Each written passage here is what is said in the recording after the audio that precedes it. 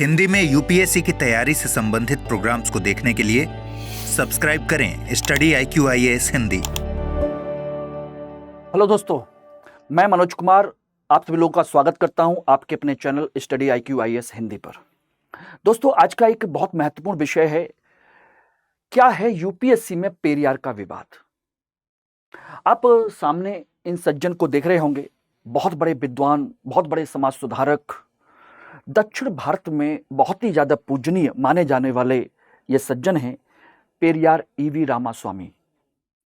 और इनका पूरा नाम जो लिया जाता है वो है पेरियार ईवी रामास्वामी नायकर, जैसा कि हम लोगों ने ऐतिहासिक किताबों में पढ़ा भी है।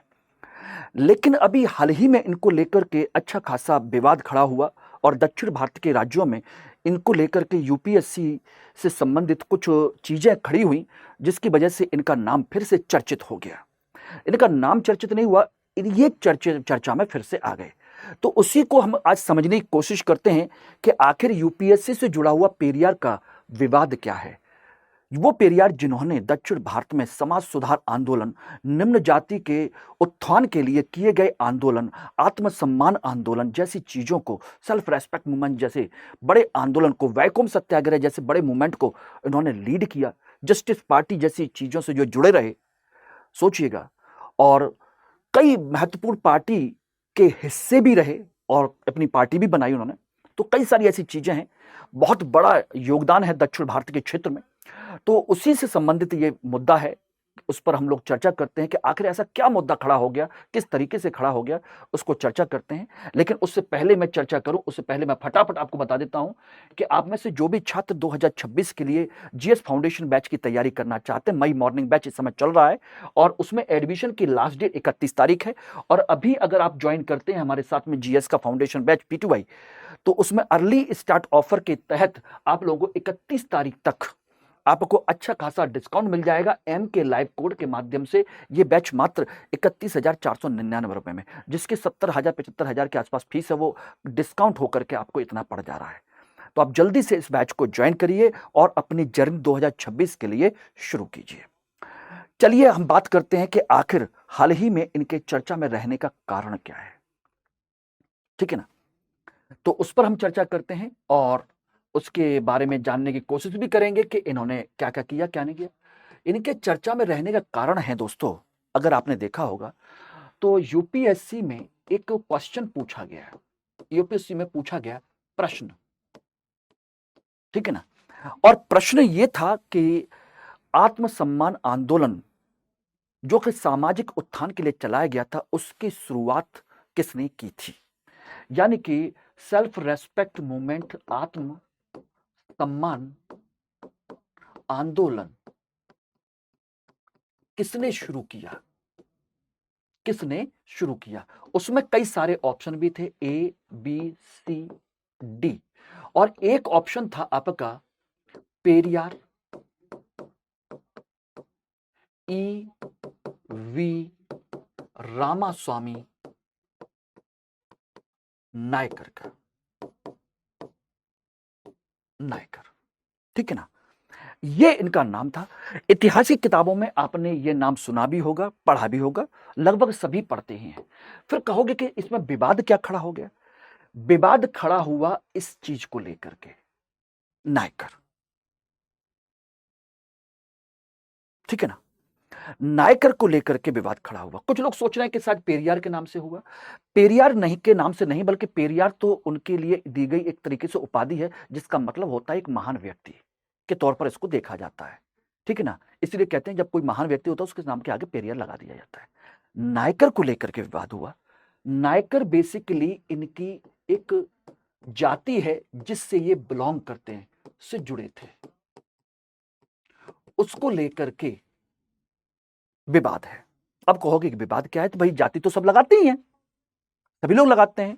उत्तर भारत में देखेंगे कोई शर्मा लगाता है, कोई मिश्रा लगाता है, कोई कुशवाहा लगाता है, कोई सिंह लगाता है, कोई सोलंकी लगाता है, कोई गुप्ता लगाता है, कोई कुछ लगाता है, सब लगाते हैं। अपने अपने वर्ण, अपने अपने वंश और उससे जुड़ी हुई चीजों को लगाते हैं, ये भी है। लेकिन नहीं दोस्तों, एक्चुअली में इसमें दो लोग हैं जिनके नाम की चर्चा है। एक है आपके विदुथलम कसगम के, द्रविड़ विदुथलम कसगम। एक पार्टी है द्रविड़ विदुथलम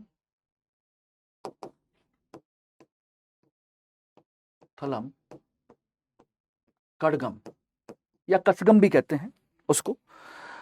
उनके जो महासचिव हैं विदुथलाई राजेंद्रन, इनके महासचिव विदुथलाई राजेंद्रन, एक तो इन्होंने इसको लेकर के आपत्ति जताई है और यूपीएससी के खिलाफ इन्होंने बात उठाई, इन्होंने आपत्ति जताई। बोले किस बात की आपत्ति जताई? इस बात की आपत्ति जताई कि भाई पेरियार ईवी रामास्वामी नायकर यानी कि पेरियार शुरू से ही, जब से उन्होंने अपना आंदोलन चलाया, अपनी सारी चीजें की, तब से ही जाति व्यवस्था के विरोधी थे। और उन्होंने नायकर जो हैं ये जाति व्यवस्था विरोधी थे,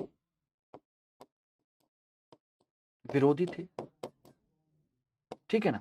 और 1929 में इन्होंने अपनी जाति का त्याग कर दिया था, जाति को त्याग दिया था, को त्यागा। जब उन्होंने जाति व्यवस्था का विरोध किया और अपनी जाति को ही पूरी तरह से त्याग दिया, तो फिर इस जाति का लिखने की जरूरत क्या है? क्यों आप लिख करके ये जताना चाहते हैं कि वो जाति के समर्थक थे? ये उन्होंने मना किया। दूसरा, एक पूर्व आईएएस अधिकारी हैं और कांग्रेस के सांसद हैं शशिकांत सेंथिल, उन्होंने भी इसको ये माना कि कहीं ना कहीं जानबूझ करके हिंदी को थोपने का प्रयास तो नहीं है। और इसी वजह से दक्षिण में बहुत सारे छात्र इसके विरुद्ध उन्होंने असंतोष उत्पन्न किया है, अपना असंतोष जाहिर किया है यूपीएससी के खिलाफ कि इस तरह का प्रश्न क्यों और किस तरीके से। एक तरीके से देखा जाए तो आप उनके जो द्वारा किए गए सभी प्रयास थे जाति व्यवस्था के विरोध में, उसको आप जीरो कर देना चाहते हैं, शून्य कर देना चाहते हैं।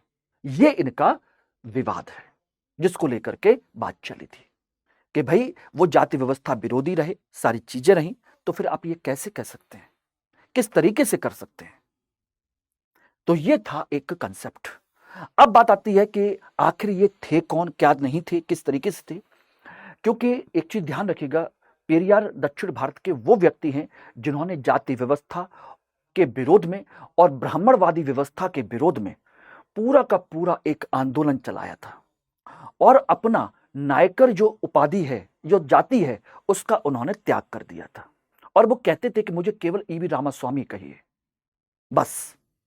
इसी को लेकर के सभी लोग वहां पर ईवी रामास्वामी पेरियार के नाम से उनको जानते हैं। और नायकर जब शब्द जोड़ा गया तो विवाद खड़ा हो गया। और विवाद क्या खड़ा हो गया, बल्कि विवाद मत कहिए, बल्कि लोगों ने अपना, कहा जाए तो जो असंतोष है, सारी चीजें हैं, उसको उन्होंने जाहिर किया है एक तरीके से। और यूपीएससी में इस बात के खिलाफ आपत्ति दाखिल भी की है। बात आती है कि पेरियार ईवी रामास्वामी नायकर, क्योंकि मैंने भी लिख दिया है इसलिए इसको अब यहां पर इसको ना लिखें तो ज्यादा बेहतर है, ठीक है ना, ना लिखें तो ज्यादा बेहतर है, क्योंकि मैंने तो केवल समझाने के लिए इसको लिखा है, ध्यान रखिएगा। बाकी वो इतना ही इस्तेमाल किया जाना चाहिए। बेसिकली देखा जाए तो पेरियार ईवी रामास्वामी नायकर ये वैश्य जाति से संबंधित थे। इनका पूरा नाम है इरोड वेंकटप्पा रामासामी, यानी कि इनका पूरा नाम क्या है, इरोड वेंकटप्पा रामासामी। रामासामी या रामास्वामी एक ही बात है, ये इनका नाम है। ईवी रामास्वामी कहलाते हैं। इनका जन्म 1879 में हुआ था, 1879 में इनका जन्म हुआ था। कहां पर, इरोड में ही, एरोड इनका जन्म हुआ था, उस क्षेत्र में, तमिलनाडु में। और इनकी जो मृत्यु हुई वो हुई आपकी 1973 में लगभग, ठीक है ना, 24 दिसंबर 1973। ये बेसिकली वैश्य परिवार से आते थे। इनके पिता बहुत बड़े अच्छे खासे बिजनेसमैन थे, नायकर कम्युनिटी से जुड़े हुए थे। इनके पिता का नाम था वेंकटप्पा नायकर, ठीक है ना। अपने पिता के बिजनेस से ये काफी लंबे समय तक जुड़े रहे, व्यापार में इन्होंने काफी मदद भी की, सारी चीजें की, लेकिन उनको वो सारी चीजें समझ में नहीं आई। बाद में एक बार ये काशी गए थे, ये जो है लगभग 1904 के आसपास में इन्होंने काशी की यात्रा की, काशी की यात्रा की, बनारस की, और वहां पर इनका भेदभाव पूर्ण रवैया इनको देखने को मिला। काशी यात्रा के दौरान ब्राह्मणों ने इनके साथ भेदभाव किया और तभी से ये ब्राह्मणवाद के खिलाफ खड़े हो गए। में इनके साथ में ब्राह्मणों का भेदभाव हुआ। तो कहां से इनको प्रेरणा मिली, तो वो आप समझ गए होंगे, 1904 से सारी चीजें। और उन्होंने ये समझ लिया कि ये जो ब्राह्मणों का भेदभाव है, ब्राह्मणवाद के खिलाफ है। आखिर ये भेदभाव की परंपरा आई कहां से? बोले कि भेदभाव की परंपरा हमारे धर्म ग्रंथों से आई है। उन्होंने ही जाति व्यवस्था सारी चीजों को बनाया है। इसी वजह से ब्राह्मणवादी जो ग्रंथ हैं उनके विरोध में भी खड़े हो गए। इनके दिमाग में वो सारी चीजें आ गई कि यह जाति व्यवस्था आपके ग्रंथों की देन है। इसलिए उन्होंने ग्रंथों के खिलाफ भी जाना शुरू कर दिया। और 1929 में इन्होंने अपनी जाति को तो त्याग दिया ही, तो कहलाते थे कि मुझे किसी जाति के नाम से नहीं बल्कि मानववादी के नाम से पहचाना जाए। ठीक है ना? बोले किसी भी जाति प्रमाण पत्र की जरूरत नहीं है, किसी पारंपरिक पहचान की जरूरत नहीं है, हम मानववादी कहलाएंगे, ह्यूमैनिटेरियंस, ह्यूमनिस्ट जिसे हम कह सकते हैं। ठीक है ना? यानी कि वो नहीं चाहते थे इस तरह की कोई चीज हो। इसी बीच में काफी लंबे समय तक 1920 से लेकर के 1925 तक, ये 1920 से लेकर के 24-25 तक ये कांग्रेस से भी जुड़े रहे, कांग्रेस में शामिल हुए, कांग्रेस में शामिल हुए। और एक बार दिल्ली में कांग्रेस में सामूहिक भोज हो रहा था और उस सामूहिक भोज में इनको एक किनारे बिठा दिया गया, वहां पर भी इनके साथ हुआ। ठीक है ना? 24-25 तक हम कह सकते हैं। तो उनके साथ भेदभाव हुआ और भेदभाव होने के बाद में तब इनको समझ में आया कि हम कितना भी कुछ भी कर लें, ये भेदभाव यहां पर भी है। सोचिए, राजनीतिक स्तर पर भी भेदभाव है। तब इन्होंने फिर कांग्रेस छोड़ी, भेदभाव के कारण कांग्रेस छोड़ दी। और इनको सोचिए कि समझाने की कोशिश की गई कि भाई ये तो चलता है, समाज में होता है, के कारण इसे छोड़ा और आकर के इन्होंने अपने आत्मसम्मान के लिए कोशिश करना शुरू किया। ठीक है ना? काफी अच्छी तरीके से बोले कि अब मुझे राजनीति नहीं, मुझे समाज कल्याण का काम करना है। ठीक है ना? और फिर उन्होंने 1925 में